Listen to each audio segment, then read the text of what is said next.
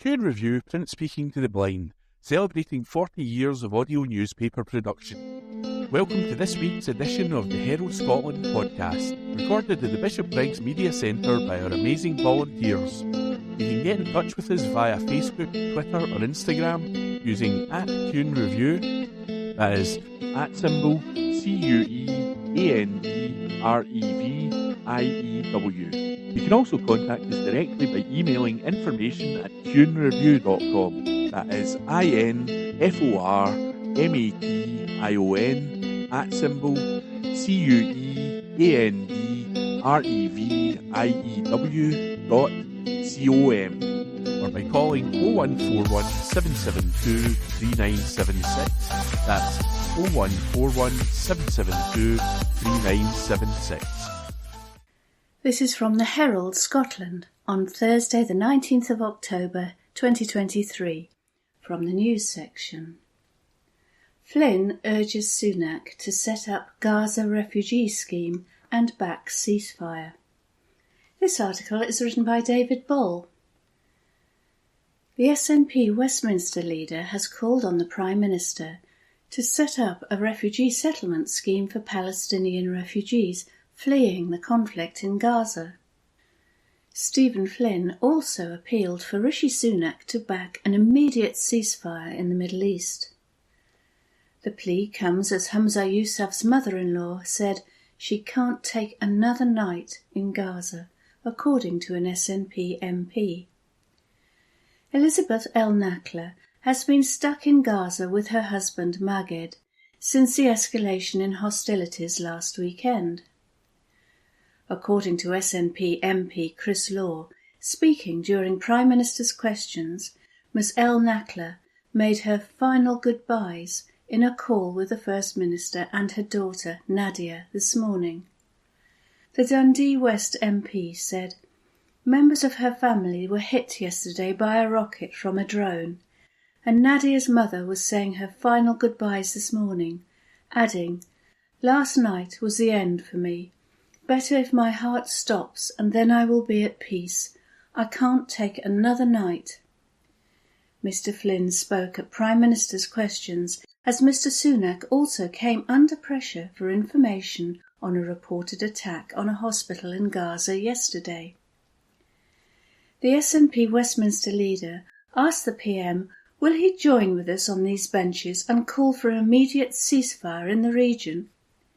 Mr Flynn later added, my ask for a ceasefire was done with all sincerity to protect civilians, but also to ensure that we have the safe creation of humanitarian corridors which will allow for food, for water, and for vital medicines to get into Gaza, but also for innocent civilians caught up in this terrible conflict to flee. In respect of those who wish to flee, can I ask the Prime Minister what early consideration, if any, his government has given to the creation of a refugee resettlement scheme akin to that previously put in place for Syrian nationals, Afghani nationals, and of course Ukrainian nationals? Mr Sunak did not address calls for a resettlement scheme, but did say the UK was one of the most significant contributors to the United Nations efforts to support Palestinian refugees. The Prime Minister added, with regard to humanitarian aid, as I said before, we are already working through preemptively moving aid and relief teams into the region. But critically, the most important thing is to open up access for that aid to get into Gaza, which is why our conversations with the Egyptians and others are so critical. First Minister Humza Yousaf made a similar appeal for a resettlement scheme at SNP conference yesterday, claiming that Scotland would be the first to offer safety and sanctuary to those caught up in these terrible attacks. The Prime Minister told MPs that the UK is working to find out what happened at Gaza's Al-Ahli hospital yesterday. Mr Sunak told the House of Commons, I know the whole House will have been shocked by the scenes at Al-Ahli hospital. As the Foreign Secretary has said, We are working independently and with our allies to find out what has happened. Mr Sunak said that the UK's intelligence services had been rapidly analysing the evidence to find out what happened at the Al Ali hospital, but warned we should not rush to judgment. Both the Palestinian and Israeli authorities have blamed each other for the attack, amid claims several hundred civilians were killed.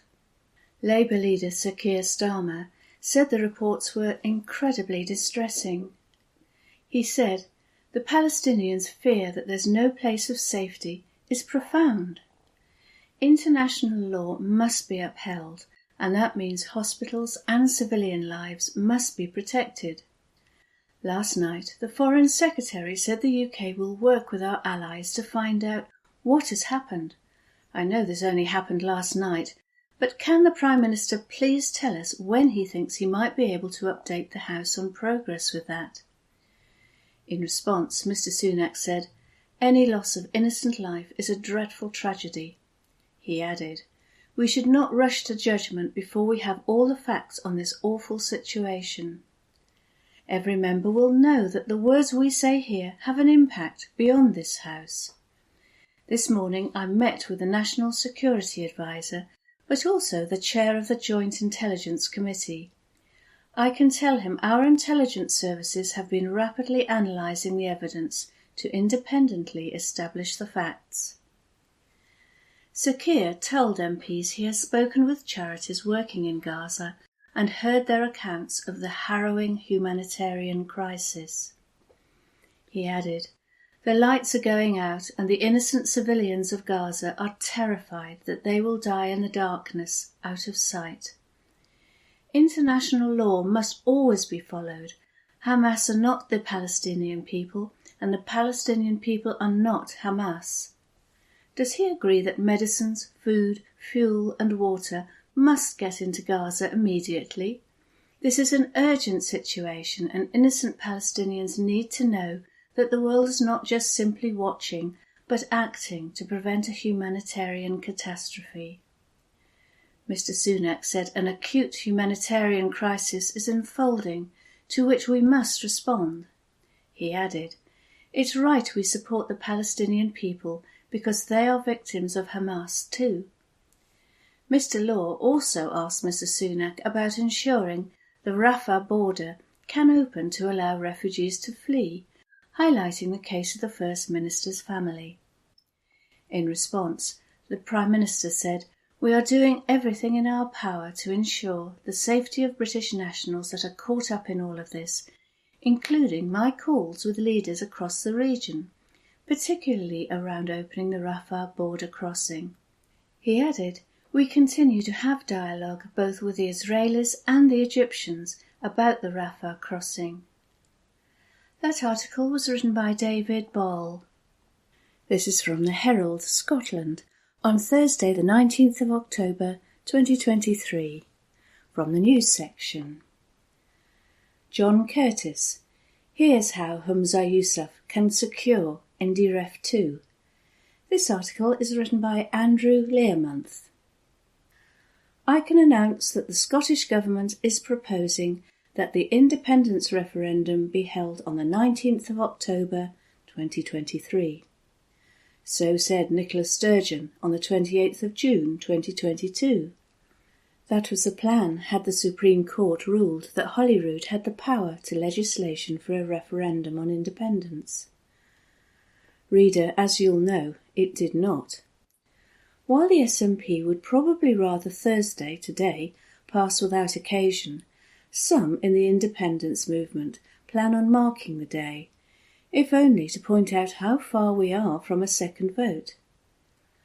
Alex Salmond, for example, will visit Ritchie Hall in Strichen, where he would have cast his ballot had Sturgeon's new vote taken place.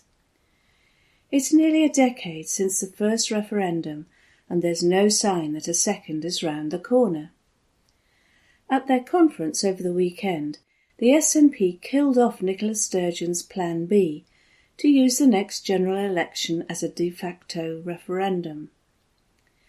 The position adopted by delegates was that they will seek to give democratic effect to Scotland becoming an independent country if they win a majority of seats when the UK next goes to the polls, widely expected to be next year, though Rishi Sunak can, if he wants, hold on until January 2025. That means that if they win 29 of Scotland's 57 seats, they will attempt to start independence negotiations, or if number 10 aren't up for that, then they will attempt to hold talks on holding a second referendum. But I don't think any of the SNP members who made the trip to the space-age haunted shopping centre, that is Aberdeen's exhibition centre, believe for a second that those talks will take place. I mean, one of the reasons why the Unionists don't want to hold a referendum, Professor Sir John Curtis tells Unspun, is because of their risk of losing. There are, he thinks, two circumstances in which there might be another vote on the Constitution. Firstly, if there's a hung Parliament, and the SNP has sufficient leverage over the Labour Party. If we were talking prior to the Liz Truss fiscal event, one would say that there is a non-trivial probability of that happening, he adds. Two things have gone wrong for the SNP. The first is the Labour Party have gone way ahead in the polls, such that, frankly, what happens in Scotland is still potentially irrelevant.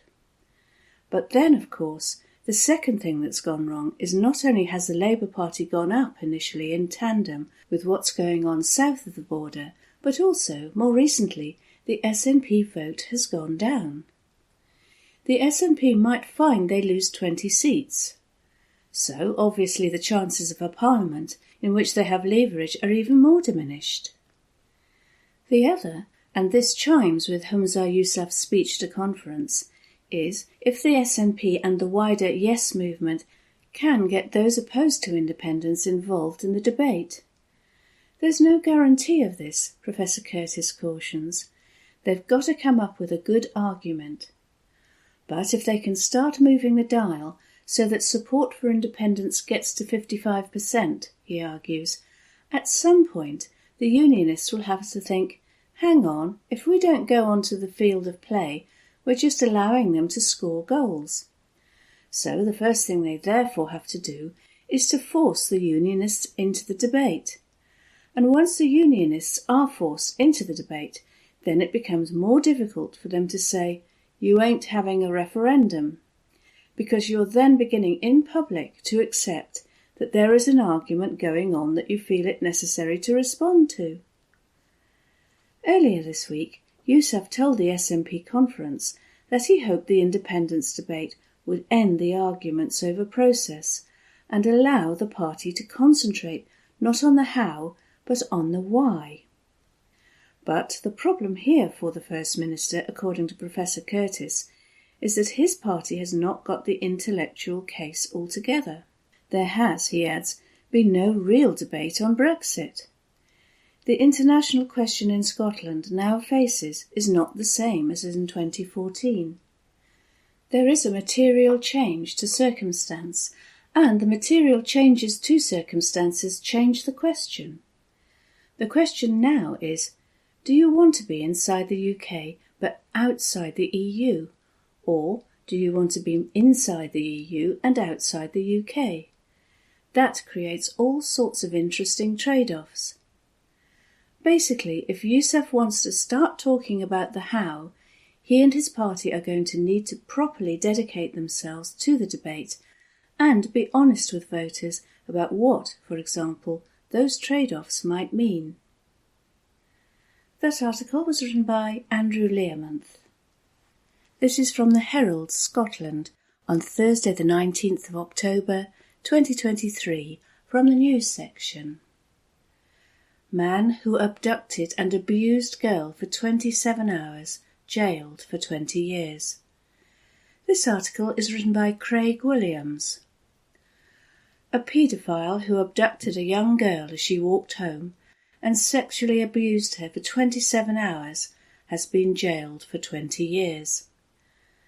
Andrew Miller, 53, who also uses the name Amy George, was dressed as a woman when he offered the primary school-aged child, whom he'd never seen before, a lift in February in the Scottish borders.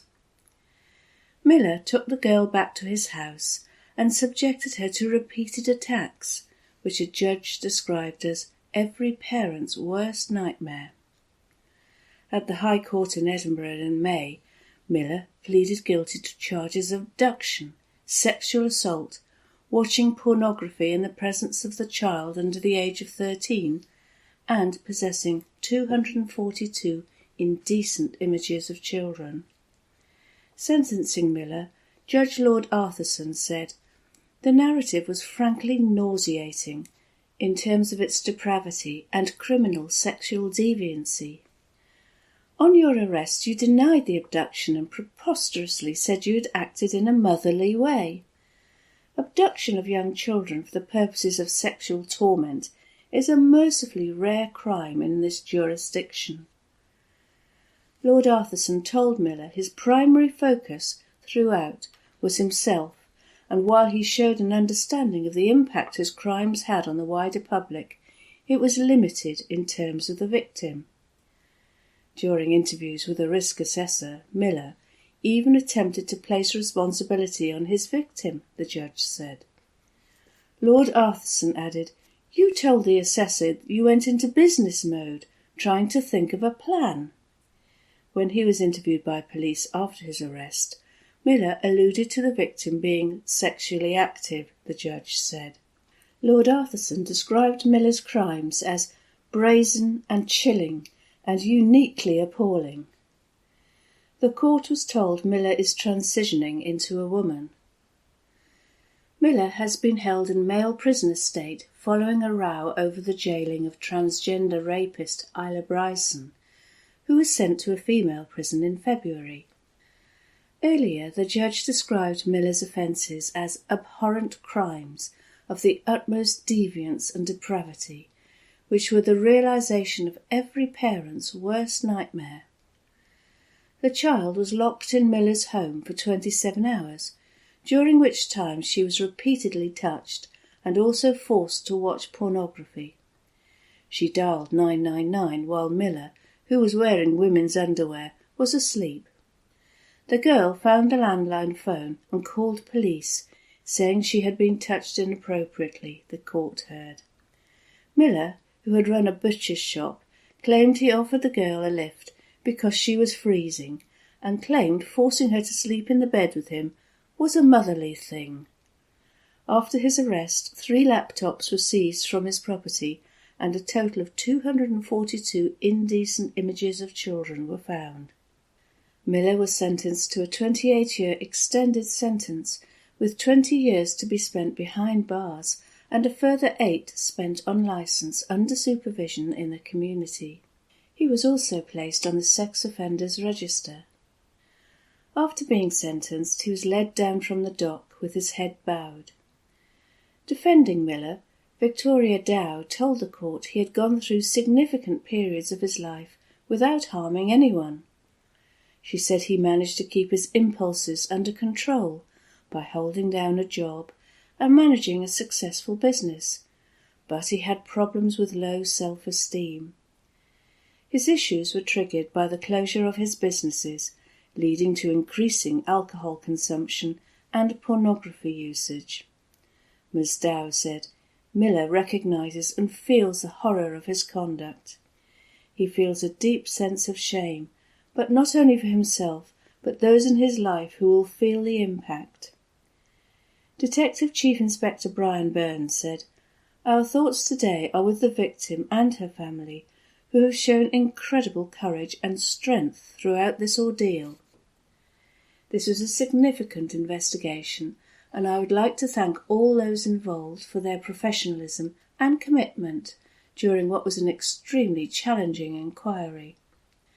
Andrew Miller has pled guilty to serious offending and will now face the consequences of his actions."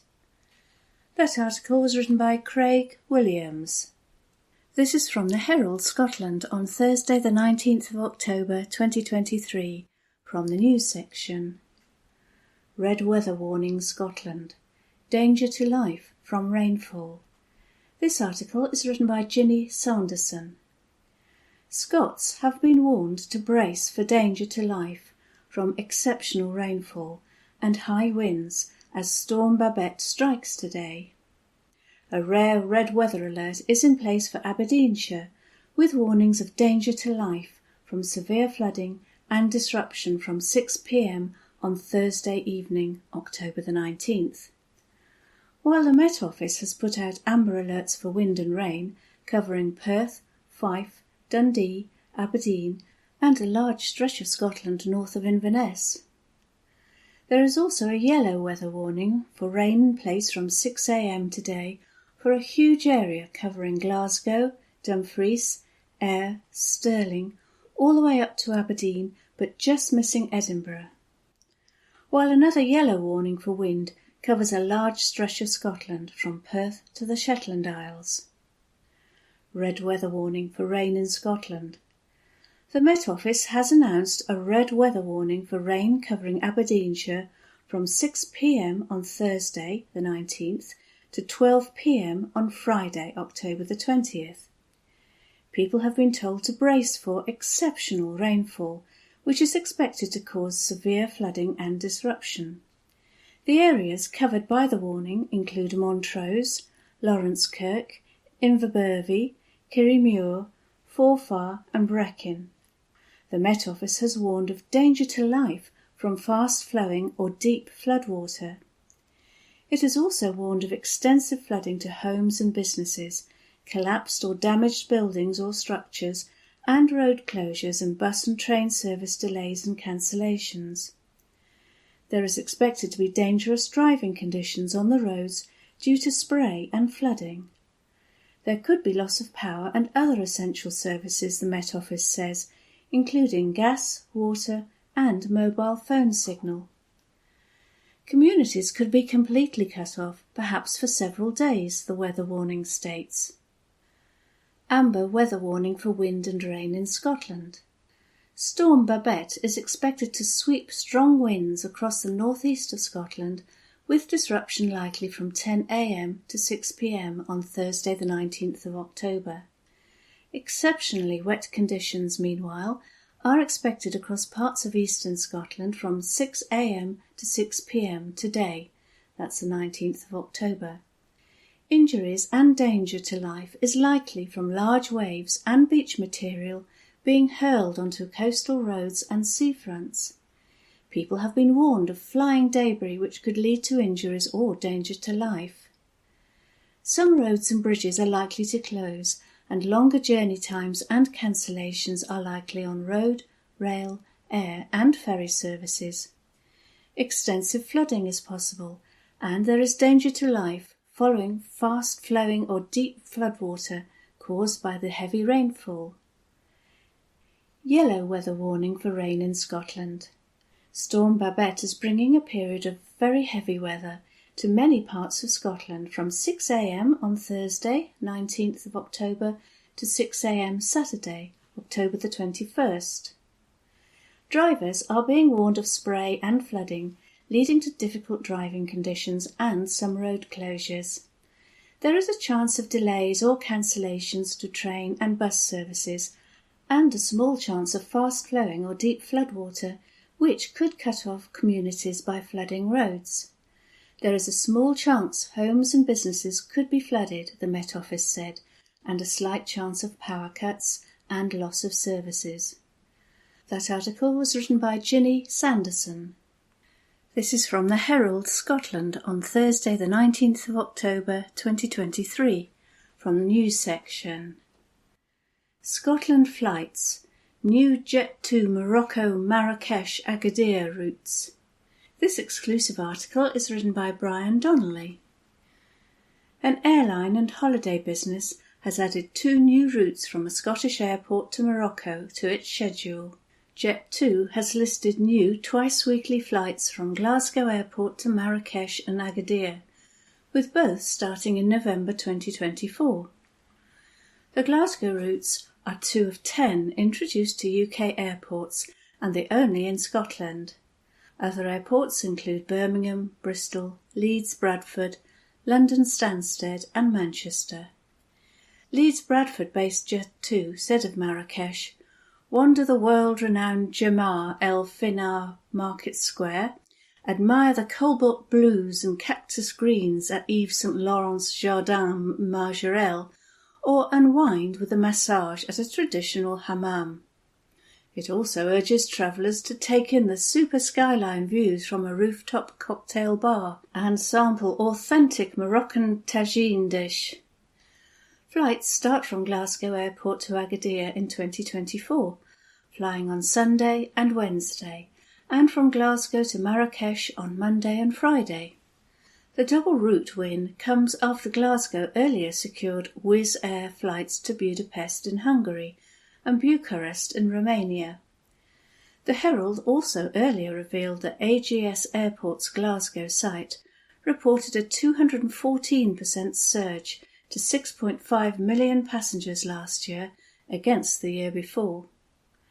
The group's adjusted revenues for the year were 92% higher at £167 million, while the previous year's operating loss of £25 million was reversed into an £11 million profit. After accounting for increased financing costs, the previous year's pre-tax loss of £67 million narrowed to £36 million. Directors, now led by Andy Cliff, who succeeded Derek Provan as chief executive of AGS at the start of this year, said they have worked to conserve cash in response to surging inflation and higher interest rates. Turkish Airlines, the world's largest airline by countries served, said Glasgow is among future new United Kingdom connections. That article was written by Brian Donnelly. This is from the Herald Scotland on Thursday the 19th of October 2023, from the news section. The questions over NHS readiness for a COVID winter. This article is written by Helen McArdle. How is the NHS preparing for its fourth winter with COVID? The vaccine rollout has been accelerated, but the UK's approach has been criticised as shambolic, amid concerns that excess stock is not being used in the 50 to 64 age group, while frail and elderly adults look likely to miss out on an updated JAG designed to maximise protection against new strains. Meanwhile, there has been a recent wave of surprise and confusion over the decision to quietly abandon COVID testing for symptomatic frontline staff. What's happening with vaccinations? Frontline healthcare workers in patient-facing roles with the NHS, care homes and in the community are being offered COVID boosters. As of October the 8th, roughly 1 month into the rollout, uptake was 17.4%. It is early days, many healthcare workers will still be waiting for their appointment, but last winter coverage topped out at 57.7%, suggesting a mix of apathy and inconvenience. Some social care workers reported difficulties getting time away from work to get vaccinated. Over time, a combination of repeated boosters and repeated infections has understandably eroded people's fear of becoming seriously ill. The vaccines have also become gradually less protective against infection as the virus that causes COVID has mutated in ways that make it more transmissible and immune evasive. This has been seen again with the emergence of the BA.2.86 Pirola offshoot of Omicron, described as the most immune evasive yet, due to its ability to escape antibodies.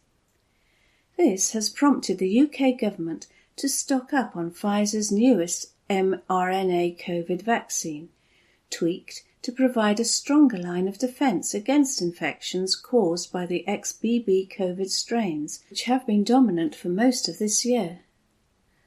The UK is due to switch to this batch later in the rollout, and has bought up enough stock to include 50s to 64s in the rollout. Nonetheless, the Joint Committee on Vaccination and Immunisation, JCVI, the body that advises ministers, says there are no plans to extend eligibility to the under 65s this winter. At the same time, the acceleration of the rollout in response to Parola means that the higher risk groups, care home residents and over 75s, were reprioritised and vaccinated earlier than originally planned. As a result, most have been given the older Omicron B4 and B5 based COVID vaccines, which are likely to be less protective against infection from the currently circulating strains. How much that impacts the NHS remains to be seen. The primary goal of COVID vaccination is to reduce, as far as possible, the number of people dying or requiring hospital treatment as a result of the disease, and, so far, the older vaccines are still expected to provide strong protection on that front. Testing. Frontline NHS workers are still being taken by surprise by COVID testing changes, which were quietly introduced across the UK more than a month ago. The issue came under focus after Stephen Griffin, a professor of cancer virology, shared a memo on Twitter, X, from Shropshire Community NHS Trust, which went viral last week. In it, staff were told that in line with national guidance, symptomatic staff should not be testing for COVID-19, but simply staying home if they feel unwell. Underlining what many have interpreted to be the true impetus of this shift in guidance, minimising staff absence, the memo concluded, testing for COVID can result in having to remain at home for longer than their symptoms persist. This prompted an outpouring of anger among those who feel that already too little is being done to curtail the spread of COVID in healthcare settings. People soon began sharing similar memos from their own NHS trusts across England and Wales. There were some erroneous claims that such guidance had not been adopted in Scotland. In fact, as of August the 30th, symptomatic staff testing was also withdrawn here. This followed on from the removal of routine asymptomatic staff testing back in September 2022. As with the rest of the UK, some exceptions can be made for high-risk wards, oncology and dialysis, for example. But a circular distributed to NHS Scotland medical staff on September the 5th, forwarded onto the Herald by a consultant, makes clear that staff should not be testing for COVID-19. It adds, staff who attend work with respiratory symptoms should wear a mask throughout their shift and will be allocated to the red side to avoid immunocompromised patients for 5 days after the onset of symptoms. The same applies to staff who have undertaken an LFD, which has come back positive. Is that living with COVID or giving up on COVID? It depends who you ask. That article was written by Helen McArdle. This is from the Herald Scotland on Friday, the 20th of October 2023. From the news section. Sir John Curtis. Tories face bigger defeat to Labour than in 1997. Report by Tom Gordon. Labour could be on course for a bigger landslide than under Tony Blair in 1997, Professor Sir John Curtis has said following the party's historic double by-election win. The Strathclyde University polling expert said the scale of the Tory losses to Labour in Tamworth and Mid-Bedfordshire overnight were exceptional. He told the BBC, "When the last happened, the government did lose very badly indeed. The Conservative Party faces the serious prospect of losing the next general election heavily, and maybe even more heavily than they did in 1997. Former Tory Chancellor George Osborne had predicted that losing both seats would mean Armageddon is coming for the Tory party. Labour gained 146 seats in 1997 to win 418 MPs, giving Mr Blair a 179-seat majority, while Sir John Major's Tory party lost 178 seats and ended up with just 165 MPs. In Tamworth, the Tories had been defending a majority of 19,634 after former MP Chris Pincher quit the Commons in the wake of a sex scandal. He was found to have drunkenly groped two men in an egregious case of sexual misconduct at London's exclusive Carlton Club last year. Boris Johnson's mishandling of the situation helped bring about his own downfall.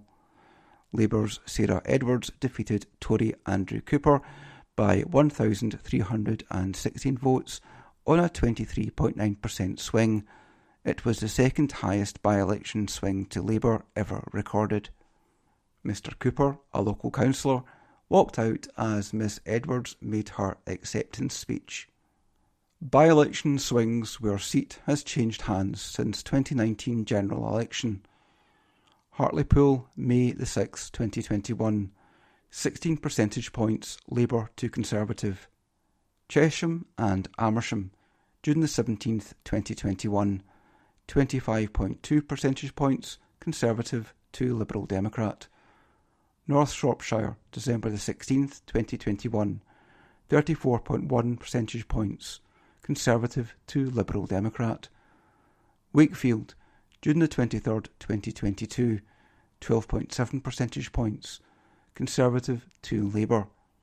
Tiverton and Honiton, June the 23rd, 2022, 29.9 percentage points Conservative to Liberal Democrat.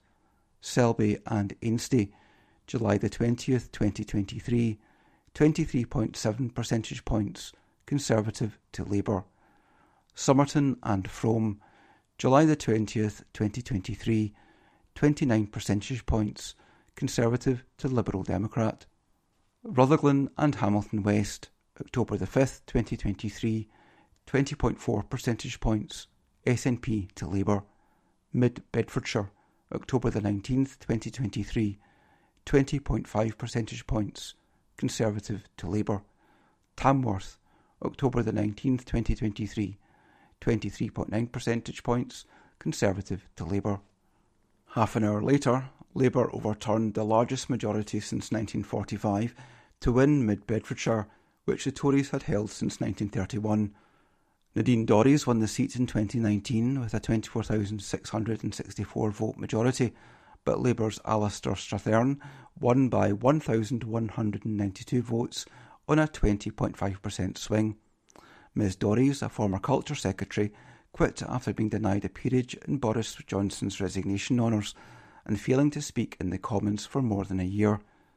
She had been accused by local voters of abandoning them while maintaining a lucrative broadcasting and publishing career outside Parliament. Visiting Mid Bedfordshire, Labour leader Sir Keir Starmer said his party had made history with the double blow to Prime Minister Rishi Sunak. He said, "We know that voters here have voted for us and they've put their trust and their confidence in a changed Labour Party, and we will repay them for that trust and confidence.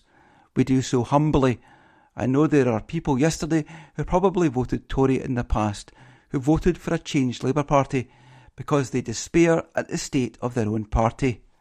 He claimed Labour was redrawing the political map by taking seats which had been comfortably Conservative ahead of the general election expected next year. Mr Strathern said his victory showed nowhere is off limits for this Labour Party, while Ms Edwards challenged Mr Sunak to get in your government car, drive to Buckingham Palace, do the decent thing and call a general election. Professor Sir John told the BBC, "No government has hitherto lost to the principal opposition party in a by-election a seat as safe as Tamworth." He added that the Tories may get caught in a pincer movement between some of their former Leave voters wandering off to Labour, but others going off to Reform UK. He added, "It's reasonable to argue that the Conservative Party faces the serious prospect of losing the next general election heavily, and maybe even more heavily than they did in 1997. He said many of the largest Tory vote collapses in previous by-elections had seen wins for the Liberal Democrats and didn't really presage very much. However, now Labour was the beneficiary. Mid Bedfordshire and Tamworth had seen big falls in by-elections where the Conservatives are fighting their principal opponents, and that was unusual. Pressed about the possibility of Labour having a bigger win than in 1997, Professor Sir John repeated that it could happen, adding, "We can't rule out that possibility." Despite the particular circumstances of the by-elections, the low turnouts, and Sir Keir being less popular than Mr Blair in his heyday, he denied being overexcited. He said, "What we're doing here is comparing by-elections with by-elections. The thing we are seeing in these by-elections last night are results and swings to the Labour Party. Together with that in Selby 3 months ago, a Labour gain from then Tories on a 23.7% swing, commensurate with what happens in by-elections before the 1997 general election. That is the crucial takeaway. These are exceptional swings. They're exceptional swings to the opposition, and when they last happened, the government did lose very badly indeed." Mr Sunak was out of the country as the results came in, spending the night in Saudi Arabia on a tour of the Middle East in the aftermath of the Hamas attacks on Israel. And during the media rounds, Conservative Party Chairman Greg Hands sought to blame the legacy issues predating Mr Sunak's premiership, which led up to the 2 by-elections, suggesting people were happy with the job Rishi Sunak is doing as Prime Minister. He also pointed to low turnout in both votes, down from 74% at the 2019 general election to 44% in Mid-Bedfordshire and from 64% to 36% in Tamworth. He told Times Radio, "I don't see any enthusiasm for Labour, but clearly there's been a lot of, if you like, background circumstances in those 2 by-elections that have also made the job difficult for us." In Mid-Bedfordshire, the Liberal Democrats came third and claimed their ability to switch Tory voters cleared the way for Labour's victory. Lib Dem Deputy Leader Daisy Cooper said, "We nearly doubled our share of the vote, which would see the Lib Dems win dozens of seats off the Conservatives in a general election. The Liberal Democrats played a crucial role in defeating the Conservatives in Mid-Bedfordshire, and we can play a crucial role in getting rid of this Conservative government at the next election." The Lib Dems came third in Mid-Bedfordshire with 23.1% compared to 34.1% for Labour and 31.1% for the Tories. However, the Lib Dems came 6th behind Reform UK, Britain First and UKIP in Tamworth, losing their deposit with 1.6% of the vote against 45.8% for Labour and 40.7% for the Tories. That report was by Tom Gordon. This is from the Herald Scotland on Friday the 20th of October 2023. From the news section. Storm Babette. Met Office issues fresh red weather warning. Report by Craig Williams. The Met Office has issued another red weather warning in Scotland for Saturday, saying further very heavy rainfall could lead to more severe flooding and disruption. The forecaster said, "Prolonged and very heavy rain is expected to develop across parts of Angus and Aberdeenshire area throughout Saturday, in areas already affected by severe flooding. Accumulations of 70 to 100 millimetres are expected over a period of 18 to 24 hours, the highest accumulations over the hills. Less rainfall is expected around coastal areas, but impacts from the higher rainfall further west will extend towards the coast." The warning covers all day on Saturday. First Minister Hamza Yousaf warned the further red warning issued by the Met Office would intensify the disruption caused by torrential rain from Storm Babette. Mr Yousaf posted on X, formerly Twitter, regarding the further red weather warning issued by @Met Office for Saturday.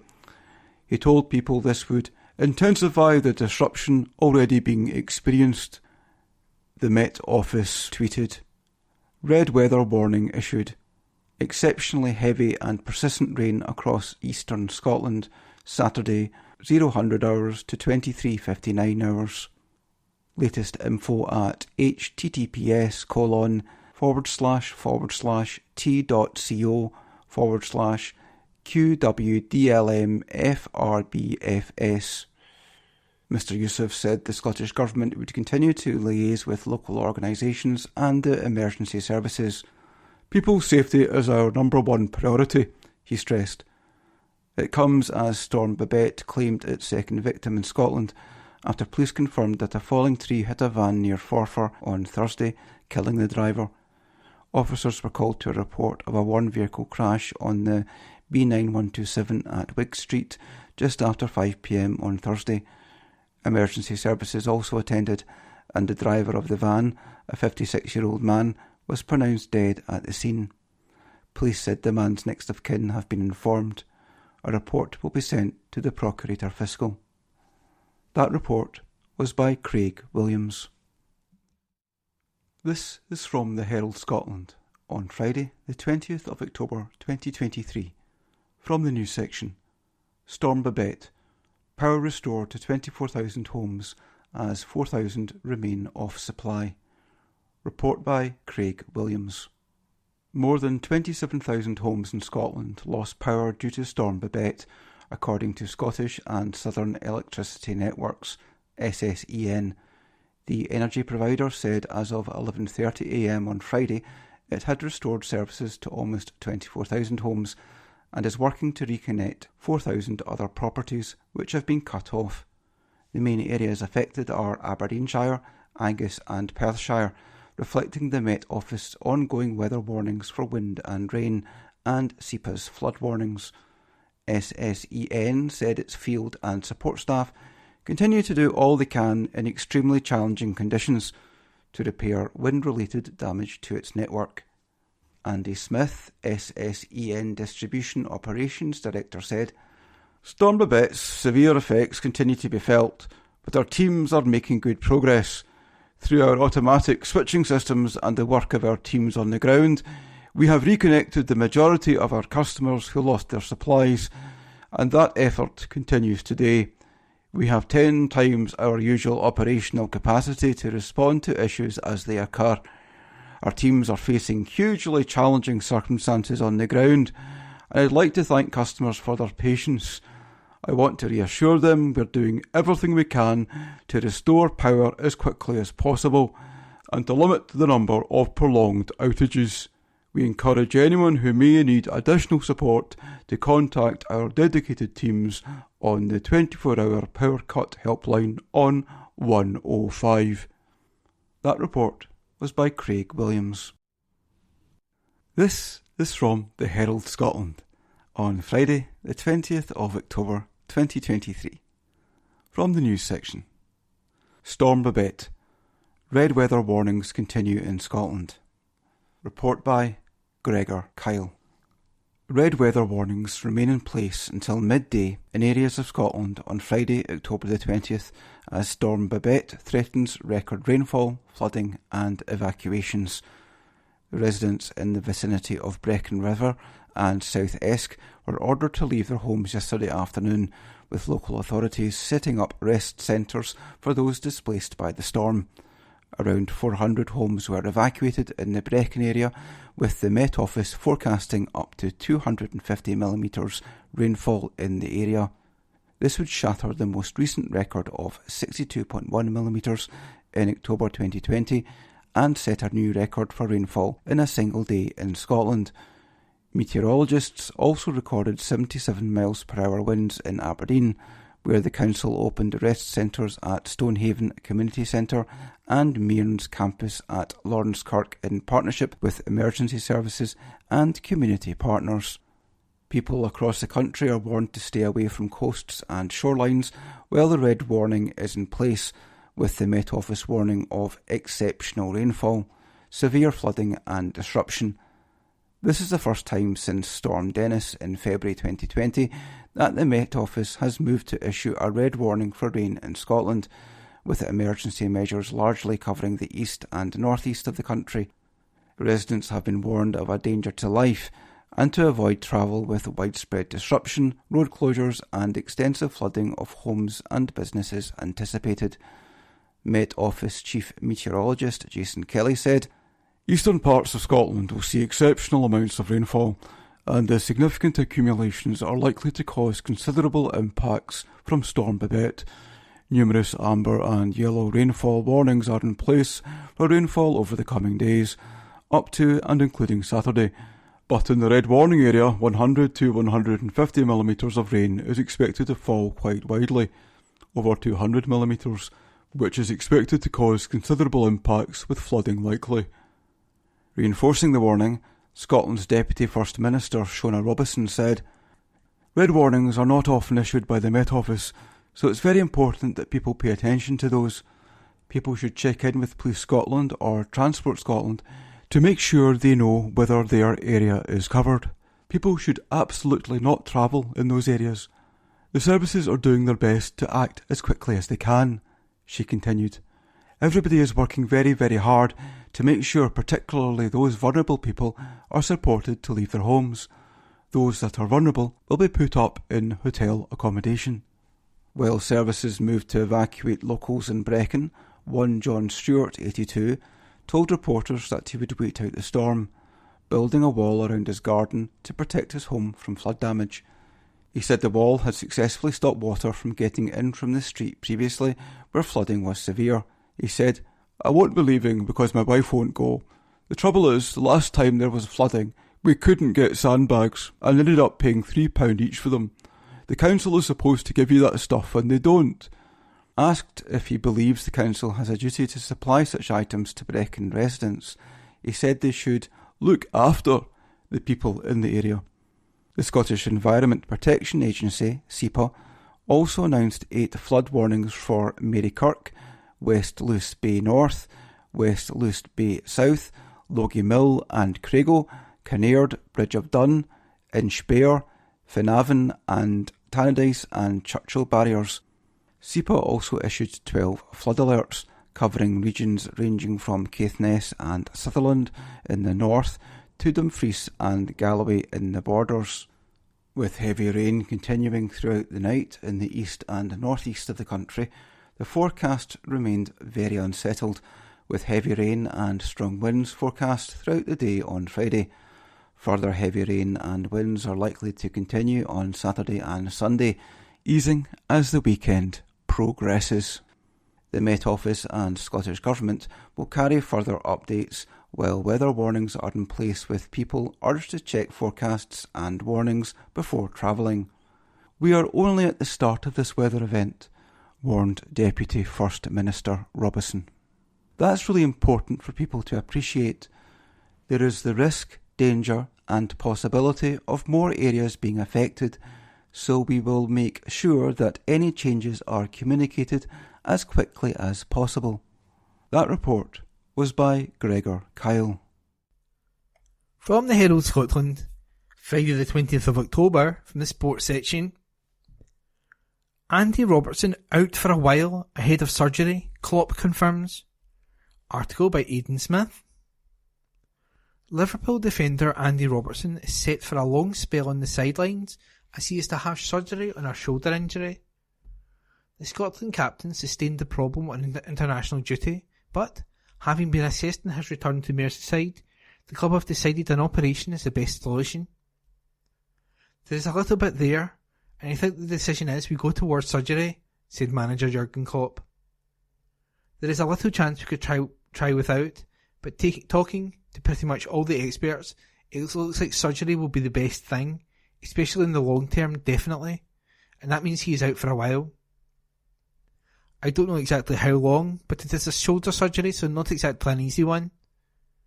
In my experience, you can train pretty quickly again, but not football specific, because you have to be careful of challenges and all these kinds of things, so he will be out for a while.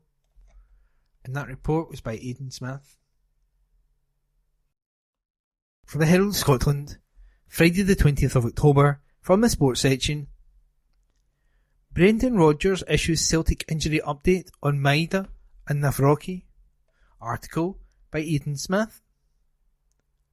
Celtic will have Daisen Maeda in their squad for Sunday's Premiership clash against Hearts after he missed Japan's October friendlies, while centre-back Mike Navrocki could return after 2 months out with a hamstring injury. Manager Brendan Rodgers said, "Daisen was okay.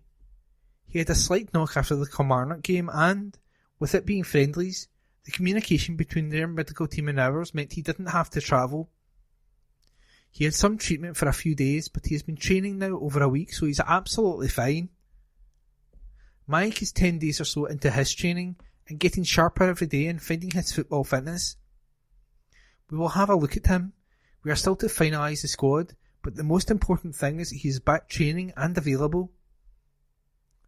Defender Stephen Welsh, ankle, and winger Liel Abada, thigh, are Celtic's only absentees heading into a busy period which will see them play 7 times in 21 days. Rodgers said, "Stephen is probably 2 weeks away from training with the team. He is out on the field working with the rehabilitation team and doing very, very well. Liel Abada is still a little bit of time away. December he was earmarked to come back, so he is still on course for that." And that article was by Aidan Smith. From the Herald Scotland, Monday the 23rd of October, Sports section. Ex-Slavia Prague striker Abdallah Sima on why Rangers can beat Sparta. Article by Matthew Lindsay.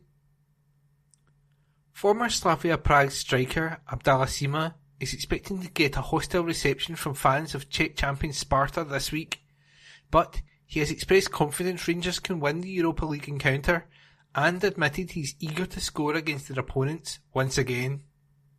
Senegalese forward Sima spent a season at Slavia back in the 2020-21 campaign and netted 20 times in 39 appearances to help them complete a Czech First League and Czech Cup double.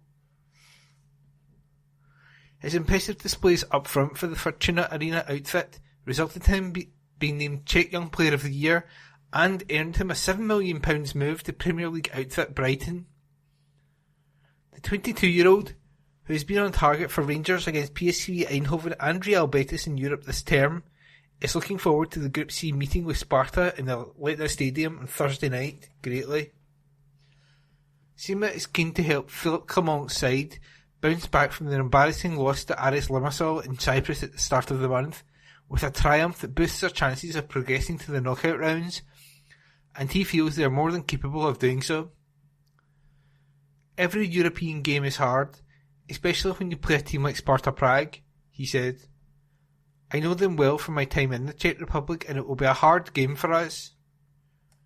We have to concentrate on our team and what we can do well and not only focus on them. The quality we have here makes me think we can beat them over there. That's what I believe. But I understand it's a hard game for us. Sparta are the biggest team in the Czech Republic, so we are going to have to play at the level we showed against Hibs. But I am expecting us to win." Sima added, "It is 2 years since I left Prague, but I have a lot of good memories of my time in that city. I was a Slavia Prague player, so, for sure, the Sparta fans will not like me. But I am happy to be going there in a Rangers shirt and will be doing everything to win this game. I don't think it will be a crazy game, but I do believe it will be very physical. We have physical players and they have physical players, so it's going to be like that.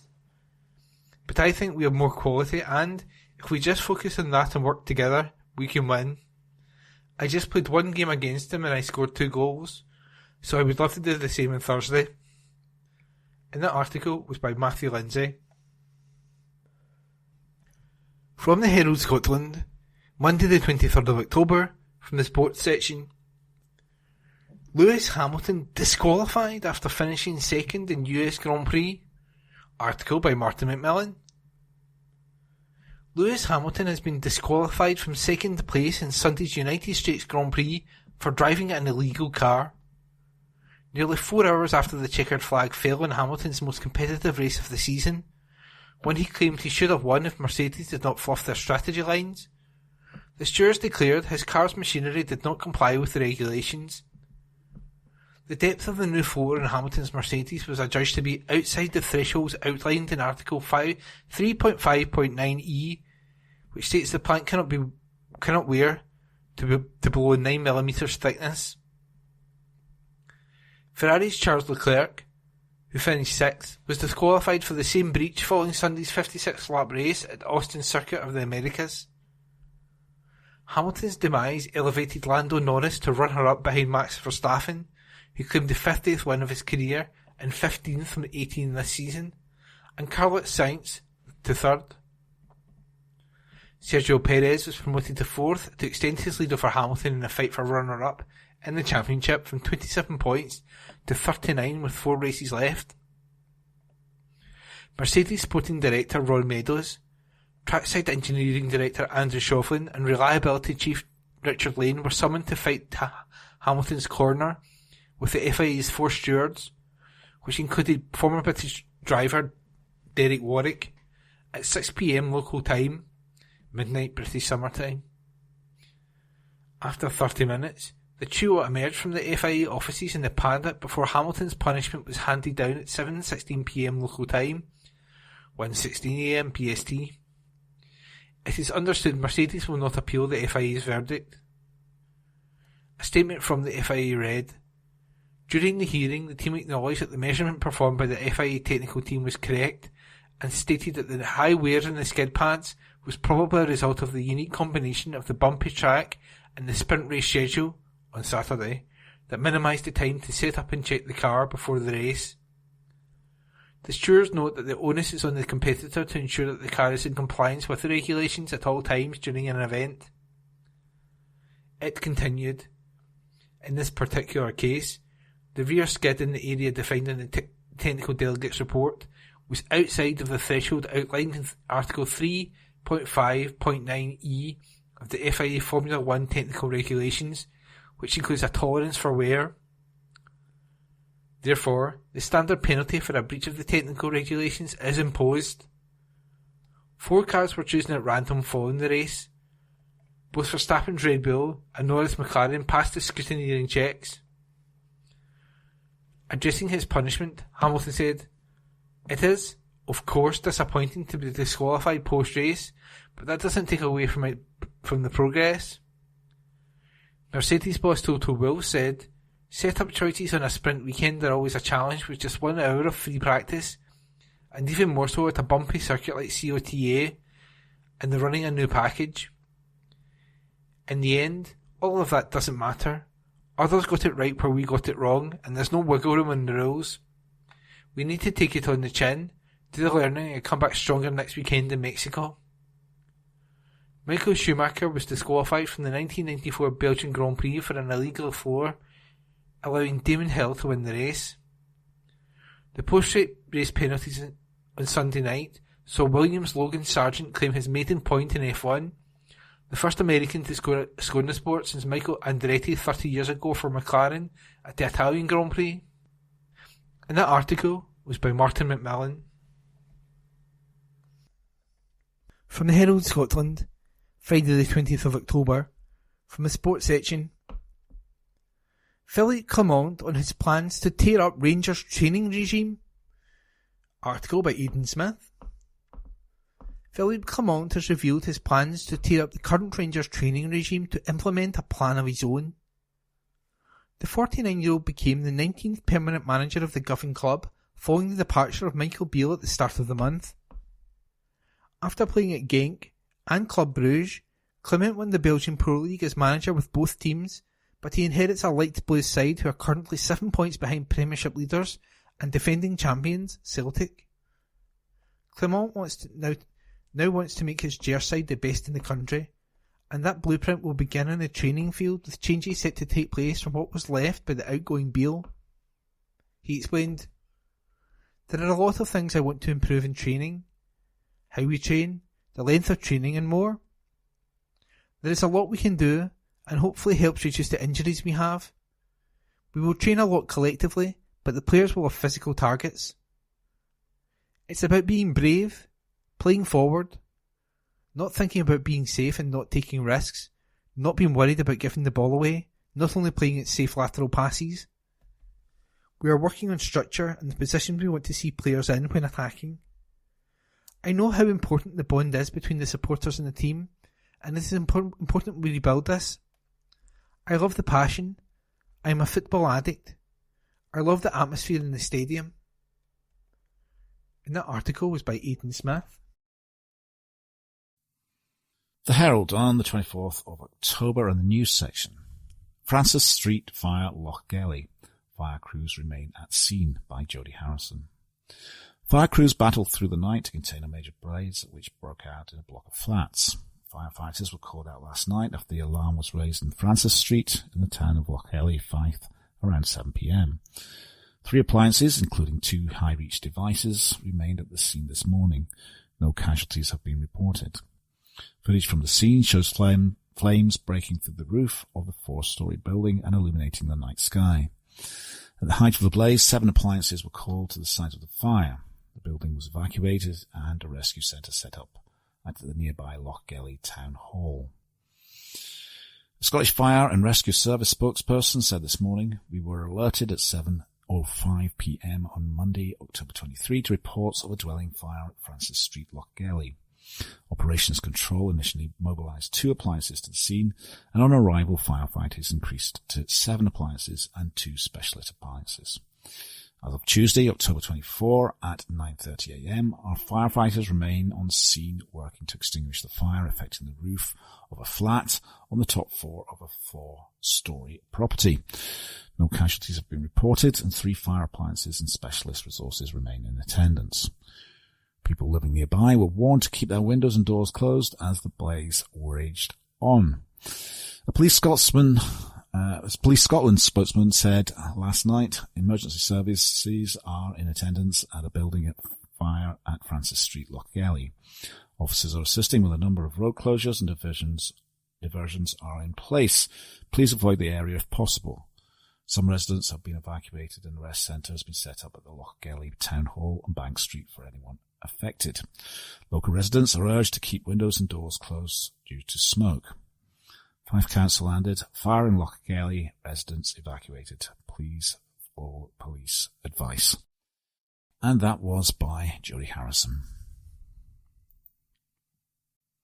The Herald on the 24th of December and the news section.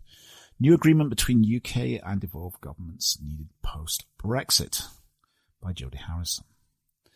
The Scottish Parliament Committee has called for a new memorandum of understanding between the UK government and devolved administrations following Brexit. A report from the Constitution, Europe, External Affairs and Culture Committee at Holyrood, released on Tuesday, said there had been a material change in how devolution looks following Brexit, with it being very different following the UK's departure from the EU.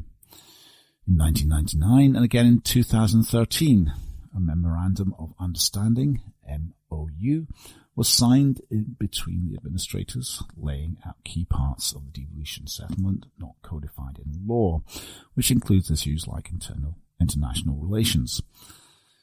Convener Claire Adamson said, "Our recommendations for the new Memorandum of Understanding between the UK and devolved governments should be one of the first steps in the journey towards addressing the impact of the changes in devolution following our departure from the EU.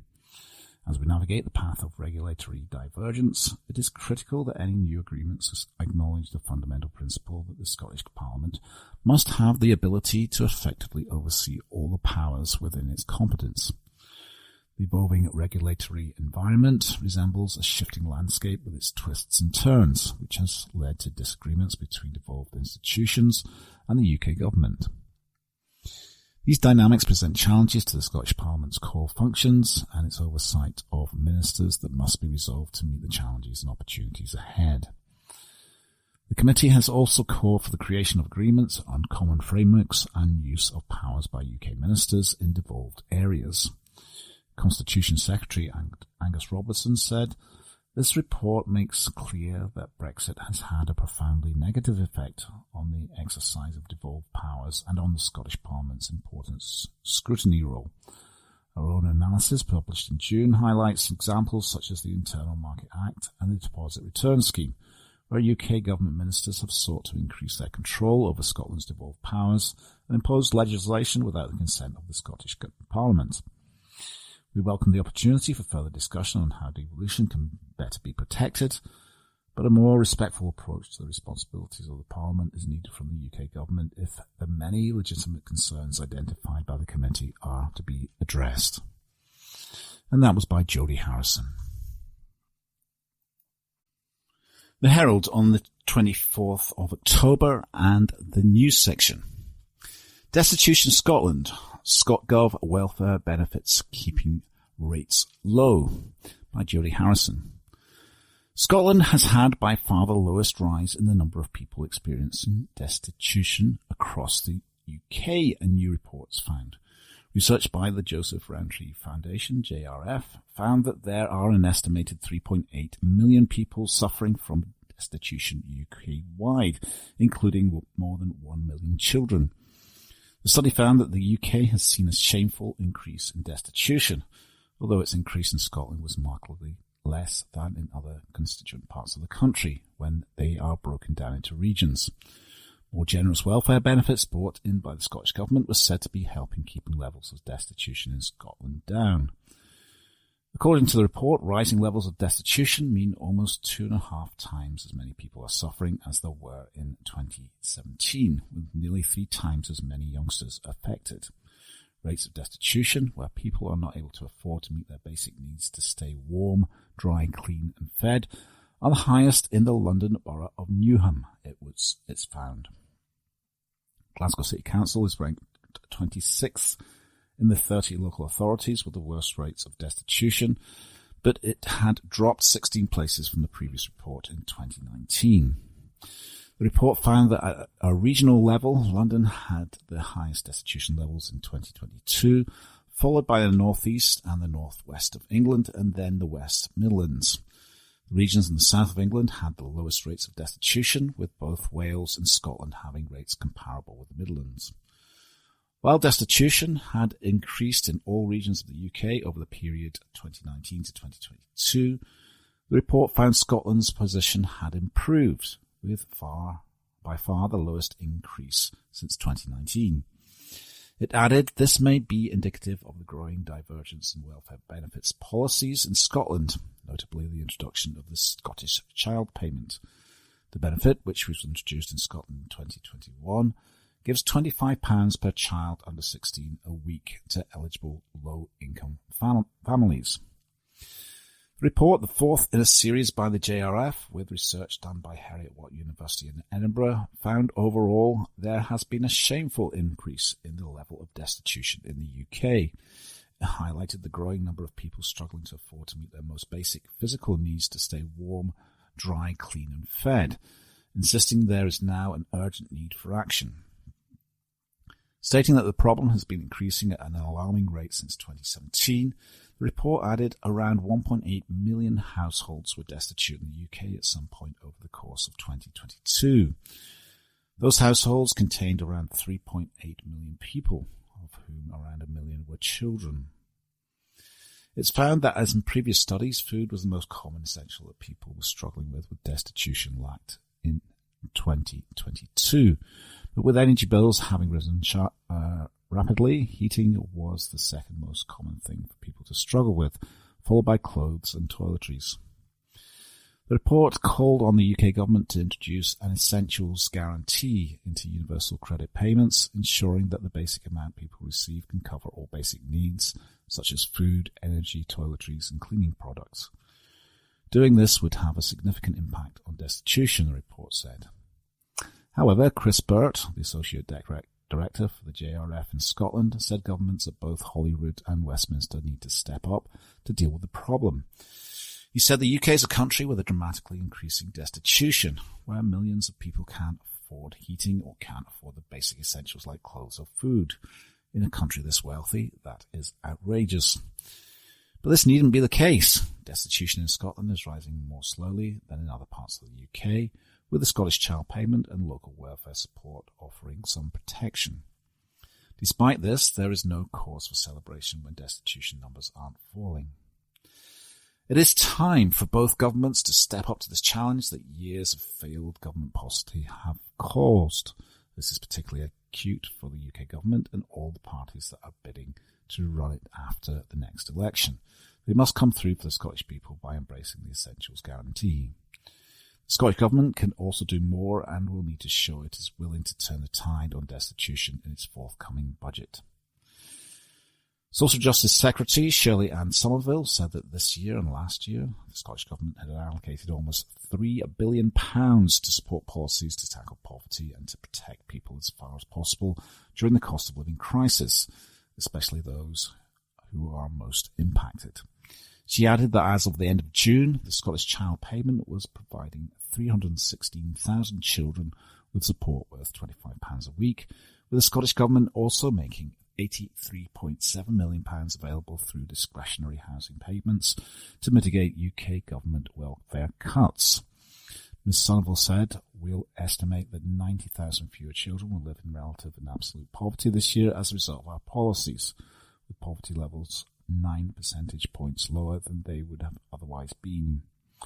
We continue to urge the UK government to introduce an essentials guarantee to ensure people can afford life essentials and ensure vulnerable people are properly supported. A UK government spokesman said the government's priorities are clear. The best way to help people in Scotland and across the UK with the cost of living is by driving down inflation and growing our economy. There are 1.7 million fewer people in absolute poverty than in 2010, including 400,000 fewer children, but we know some families are struggling, which is why we're providing support with an average of £3,300 per household, including raising benefits by over 10% this year. To help people out of poverty through work, we are increasing the national living wage again and also investing £3.5 billion to help thousands into jobs by breaking down barriers to work. And that was by Jodie Harrison. From the Herald Scotland, Tuesday the 24th of October, from the sports section, Atletico legend blames Celtic icon Jimmy Johnson for 1974 shame game. Report by Mark Walker. Atletico Madrid legend and captain in their 1974 shame game against Celtic, Adelardo Rodriguez, incredibly blamed Hoops icon Jimmy Johnson for the infamous mayhem that night, and he labelled the late Celt a great actor and accused him of hiding in the second leg in Spain. Celtic face Atletico tonight in the Champions League, but the La Liga giants have dragged up painful memories of one of the most notorious games ever to take place by insisting on wearing the exact same replica strip of the one they wore on April the 10th, 49 years ago in the first leg of the European Cup semi-final. Turkish ref Dogan Babakan ended up sending off 3 players from Atletico, who conceded a total of 51 free kicks that night, and Johnson, voted the greatest ever Celt in a fan's vote in 2002, took the brunt of it. However, Rodriguez, who is now 84 and won 3 Spanish titles in 553 appearances, put the blame squarely on Johnson, who passed away 17 years ago. He said, "Jimmy Johnson was the one who caused it all up. He was a very skillful player, very quick, good. Of course he was fouled. That's normal. What happened is that he got multiplied it tenfold with his gestures by pretending, and that's why he got on our nerves and got the crowd going. He was a great actor. The ref sent off 3 players, and I had to mark him, and I had a hard time with him. I called him everything, in Spanish and with some ugly words in English that I knew. I think he understood me from the look in his face. When I finished, I told him, I'll wait for you in Madrid. The police and his coaches surrounded him so that no one would mess with him. They didn't let me go any further. In the second leg, he didn't even dare to move. He didn't look like a winger, he looked like a linesman because he was so far away from us. He didn't want to know anything.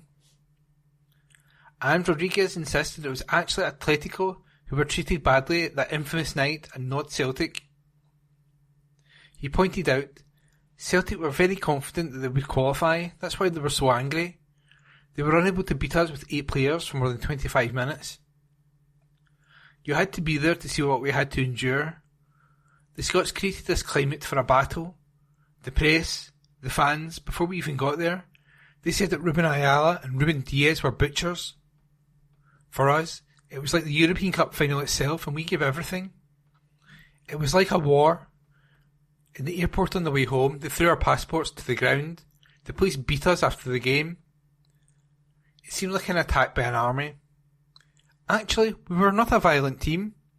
We went to Belgrade and won 2-0 and were applauded off the pitch.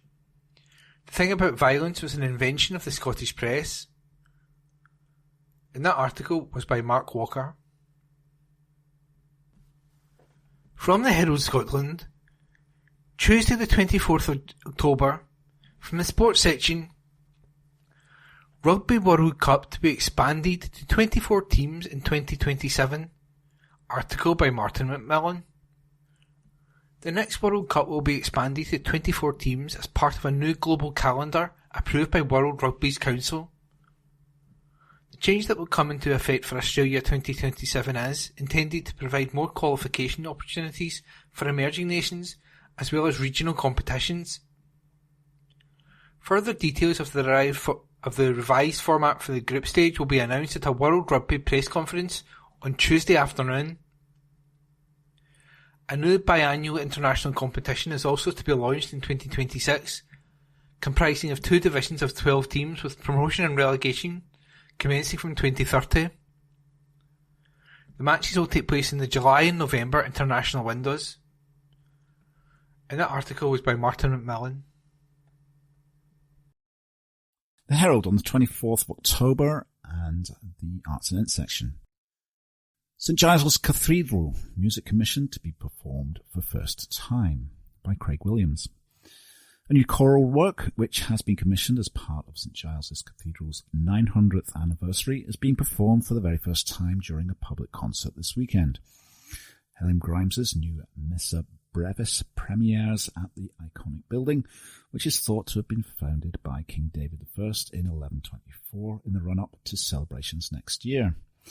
Meaning short mass, the Missa Brevis is the 4th of 5 new works that have been released annually since 2020 and lasts about 15 minutes, making it the longest. The compositions collectively form a choir book, a format that is keeping with the hundreds of years of sacred music associated with the historic Edinburgh Church. Michael Harris, who is master of the music at St Giles, explains why he had the idea for the project.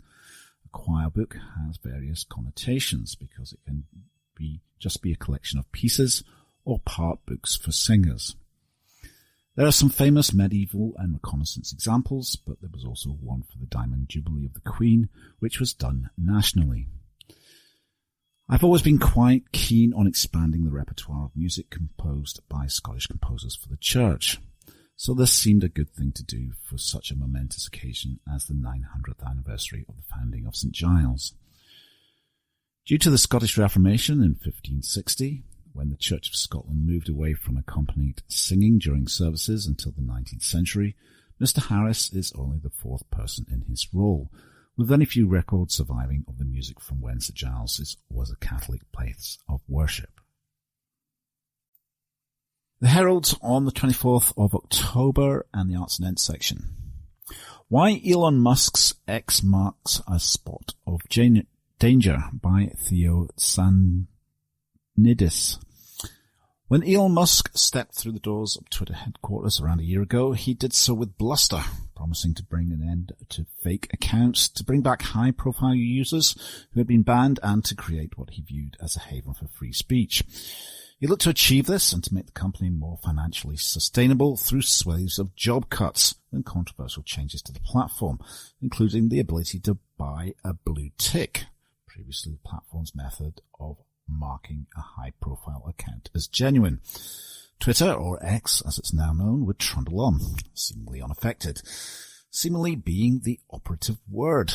You can remove the handlebars and the brakes from a bike and keep pedaling. It'll be fine at first, but eventually you run into trouble. A year later, it's more apparent than ever what the trouble is.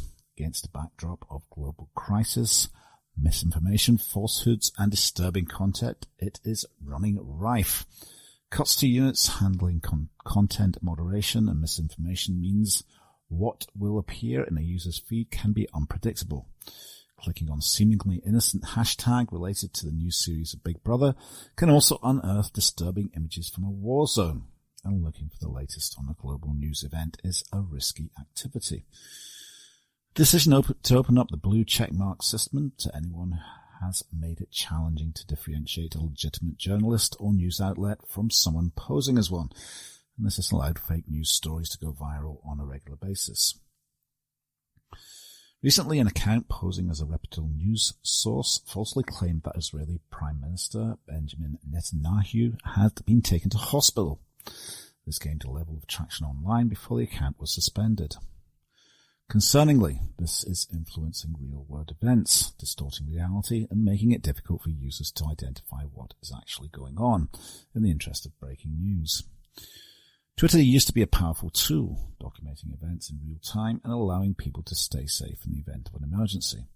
It is still possible to follow a news event in real time, of course, but it is more challenging to determine the fact from fiction and whether footage being shared is indeed from the news event in question. Whether or not this will be allowed to continue is another thing. The European Union's Digital Services Act, DSA, compels X and other platforms to follow new rules on fake news and harmful material. Musk so far seems unwilling to comply, leaving him facing a critical decision to exit the EU market or face potentially crippling sanctions. While financially driven, this action will also serve as a litmus test for the platform's reliability and dependability and may set the tone for regulatory responses across the Western world. A bad decision from Musk's perspective risks reducing advertising revenue and pushing content producers and influencers to a rival platform. Possessing the money to purchase a platform does not imply ownership of its many stakeholders. In this context, Meta Threads and Blue Sky emerge as strong competitors, with Meta in particular displaying a willingness to negotiate and adapt to the developing digital regulatory environment, a posture that Mark Zuckerberg has consistently advocated for in recent years. This may be where Musk erred, underestimating the complexities and volatility of the social media economic model. This may encourage Musk to take action, even if, as a self-proclaimed free speech absolutist, he would rather not. As determined as he may have been to turn Twitter into his version of what it should be, he presumably won't want to be left owning the world's most expensive ghost town. Either way, there will still almost certainly be change on the horizon. The challenges faced by X are not going away. Whatever happens next, lessons are being learned. Whether it's Musk or his competitors who benefit from this remains to be seen. And that was by Theo Sanidis. That concludes this week's edition of the Herald Scotland Podcast. Please remember to subscribe to our channels, rate and review, tell your friends about our service.